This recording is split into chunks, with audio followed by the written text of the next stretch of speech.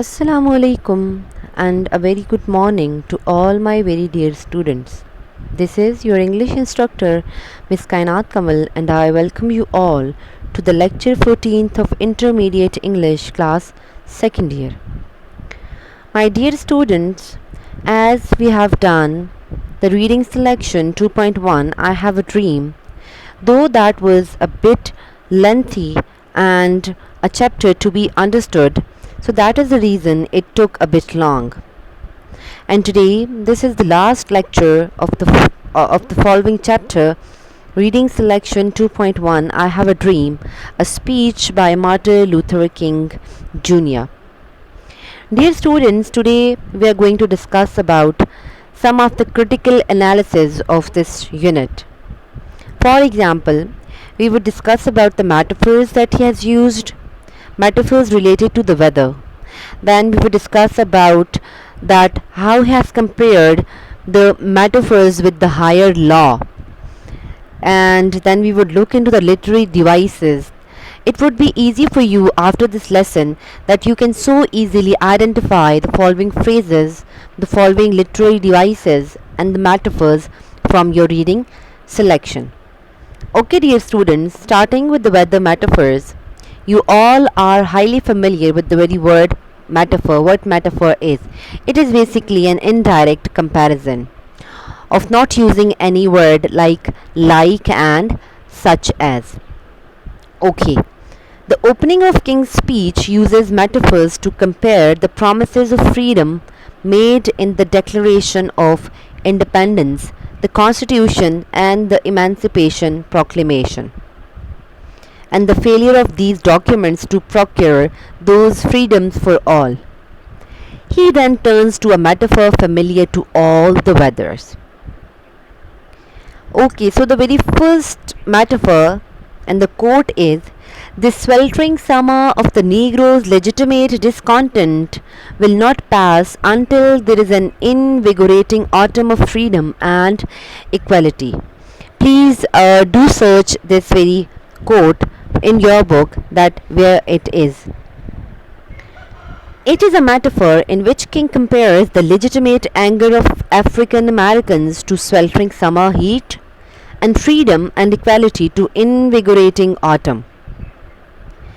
And if we go into the analysis of this very quote, of this very metaphor, anyone who has visited Washington DC in August has a keen understanding of what a sweltering summer produces: frustration, suffering, restlessness, and a longing for relief. The hundreds of thousands in attendance would have clearly understood the implications of the need for relief from a sweltering summer day and the need for legislation that would procure rights for minorities, like blacks. Relief that began to arrive with the Civil Rights Act of 1964. So in Washington DC, it might like that sweltering summer. He says that definitely there would have hot summers in America, and that definitely produces frustration, sufferings, and restlessness for them. So that was the reason that he has compared his sufferings, the sufferings of blacks, to that of sweltering summer in Washington DC. Okay, dears, moving towards the next metaphor, and that is, I have a dream that one day even the state of Mississippi, a state sweltering with the heat of injustice, sweltering with the heat of oppression, will be transformed into an oasis of freedom and justice. King compares injustice and oppression to sweltering heat, and freedom and justice to an oasis. King repeats that sweltering heat metaphor towards the end of the speech, referring specifically to Mississippi, a state where some of the worst offenses against blacks had been carried out, by specifying states in the South. He also mentions Georgia, Tennessee, Alabama, and the South in general. And mentioning the oasis, oasis means a heaven that awaits even these places. King magnifies his message of hope to those suffering the most. And who were they? Definitely they were blacks. Okay, the next metaphor is the whirlwind of revolt will continue to shake the foundations of our nation until that bright day of justice emerges. Here King compares what the civil rights movement will produce, the movement that they have started, the march that they have started. If their demands are not met to a rapidly rotating destructive vertical column of air, he compares the day when these rights are procured to a bright day of justice. Whereas King's first weather metaphor involves a natural progression of events, summer to fall, his second weather metaphor involves violence, destruction, and an inevitable end to the violence and destruction. Martin Luther Jr., it must be noted, is not promoting violence but summarizing the feeling of frustration that have enveloped the throngs of minorities to whom the aforementioned promises of the Declaration of Independence and other American documents had not been fulfilled. King's use of weather metaphors emphasizes the reality of the movement, that it's a force that cannot be controlled and that must manifest itself through the acquisition of equal rights. So he was basically not promoting that violence, not promoting that destruction. Rather, he just wanted to summarize the feelings of their frustration, of their sufferings, of their behaviors of the whites towards them. Now, King and higher law. King's philosophy of love and brotherhood permeate his speeches and his metaphors. These metaphors from King's I Have a Dream speech allude to the necessity of maintaining such an attitude. The quote is, "Let us seek to satisfy our thirst for freedom by drinking from the cup of bitterness and hatred." King compares freedom to a thirst-quenching draught and hatred to a cup of bitterness. King's understanding of the plight of American in the 1960s gave him the ability to shape the civil rights movement. He undoubtedly understood the potential for the movement to turn violent. Having himself suffered racial injustice, King, better than most, understood how easily hatred and bitterness could engulf the entire movement, making the seekers of justice as unjust as the oppressors. Next quote is, "We must forever conduct our struggle on the high plane of dignity and discipline. We must not allow our creative protest to degenerate into physical violence. Again and again, we must rise to the majestic heights of meeting physical force with soul force."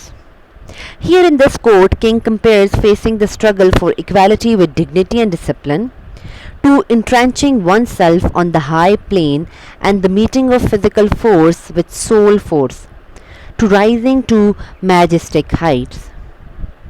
King stayed true to his core principles of peace and love, because he was promoting peace and love.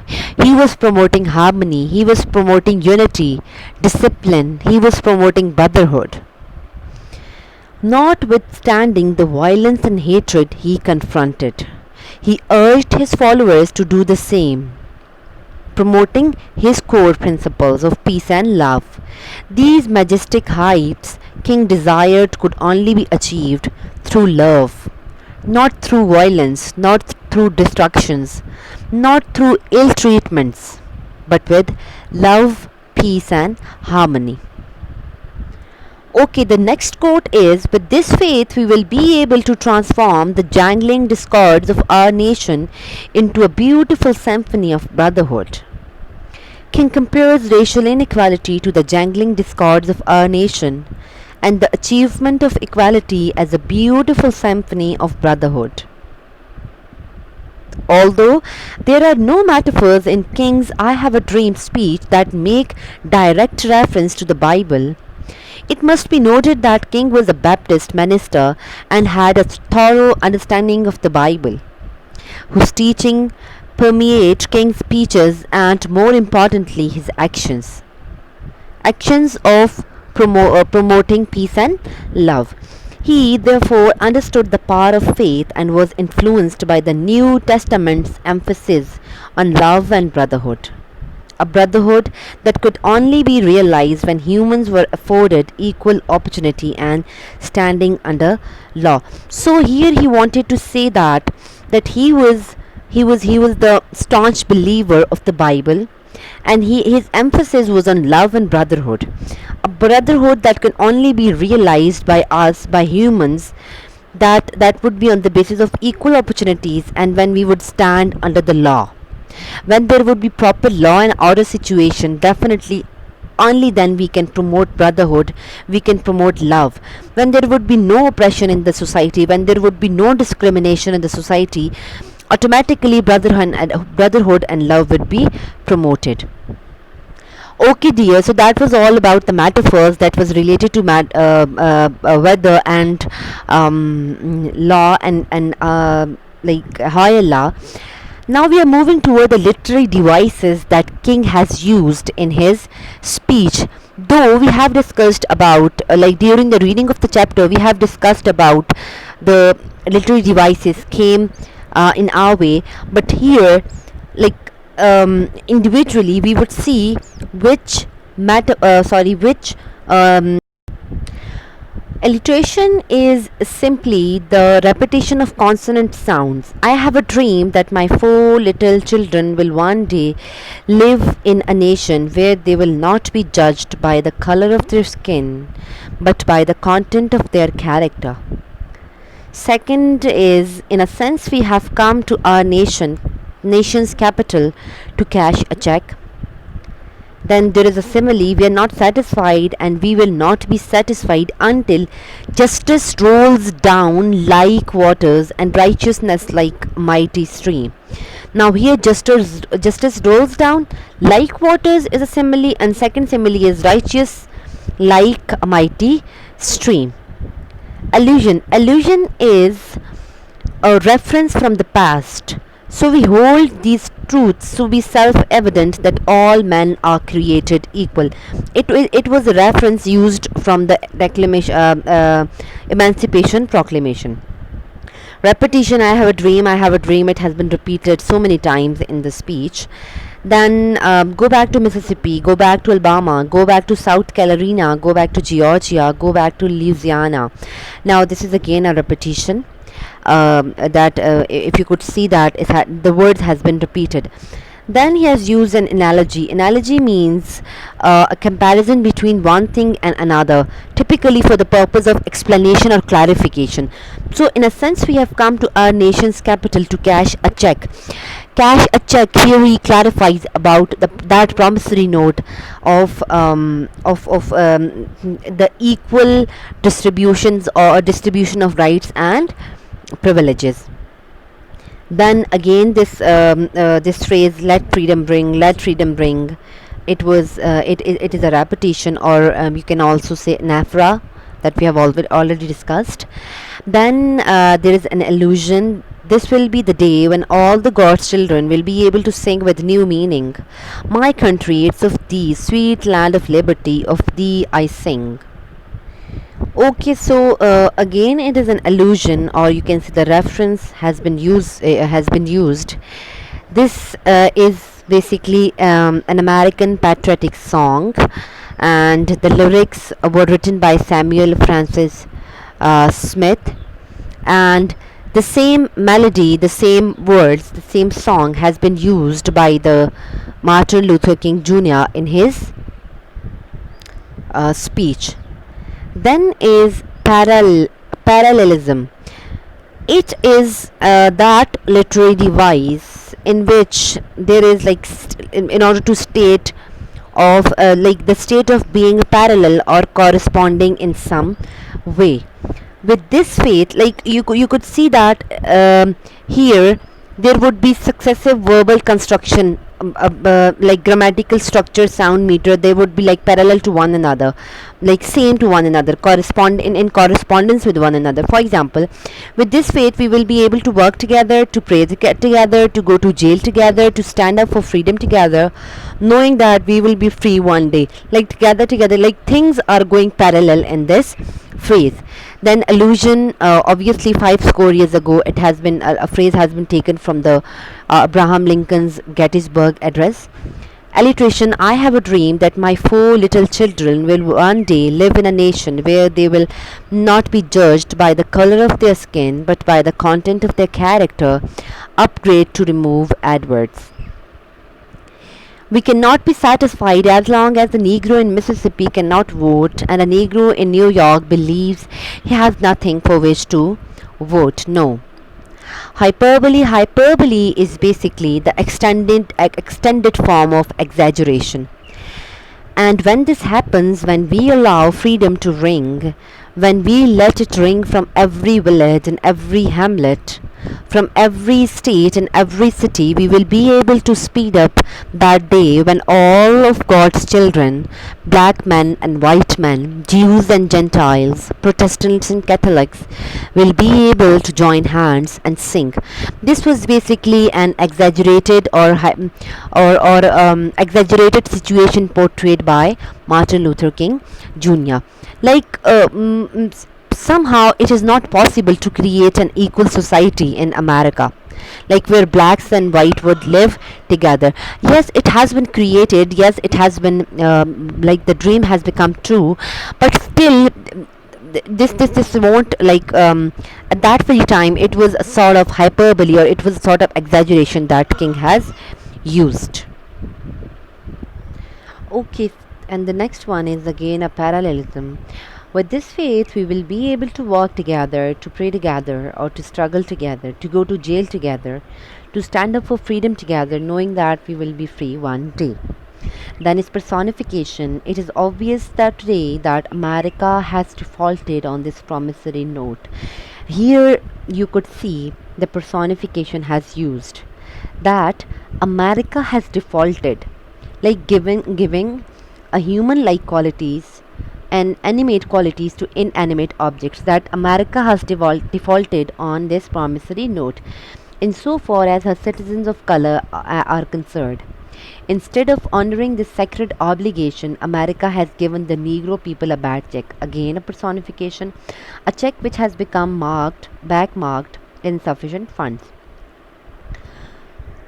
Describing the Emancipation Proclamation as a light of hope to millions of Negro slaves, he continues in the same sentence by describing slavery as in the flames of withering injustice, searing injustice.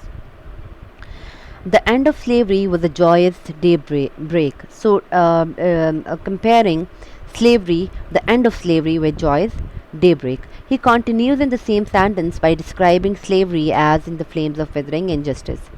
Righteousness like a mighty stream is a simile. Foreshadowing is, I am happy to join hands with you today and what we will go down in history as the greatest demonstration for freedom in the history of our nation. Foreshadowing means it is be a warning or indication of a future event, simply foreseeing. When you foresee your future, so he was here foreshadowing or foreseeing his future, that I am happy that one day it would go down in the history as the greatest demonstration for freedom in the history of our nation, this equal distribution of rights and togetherness of blacks and whites.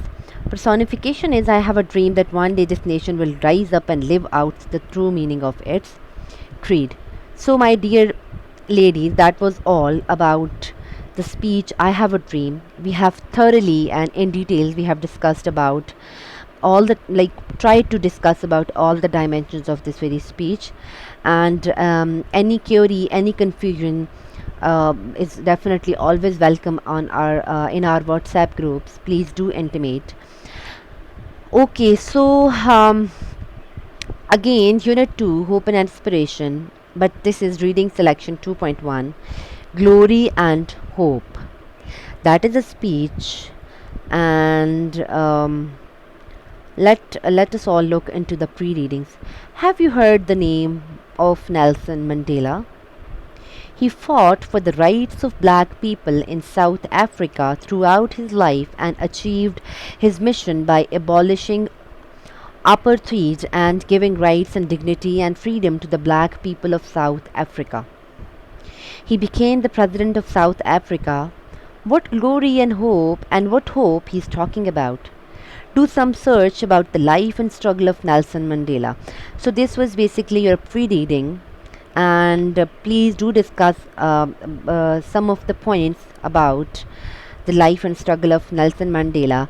And before going into the reading of the chapters, let do give uh, your own sense that what hope and what glory he is talking about. So inshallah, in our next lecture we would start our second lesson, that is Glory and Hope, again a speech by Nelson Mandela. And that was all for today, my dear girls, and hope everything is clear to you. Still, your questions, your queries are welcome in our WhatsApp group. Thank you all. Allah Hafiz.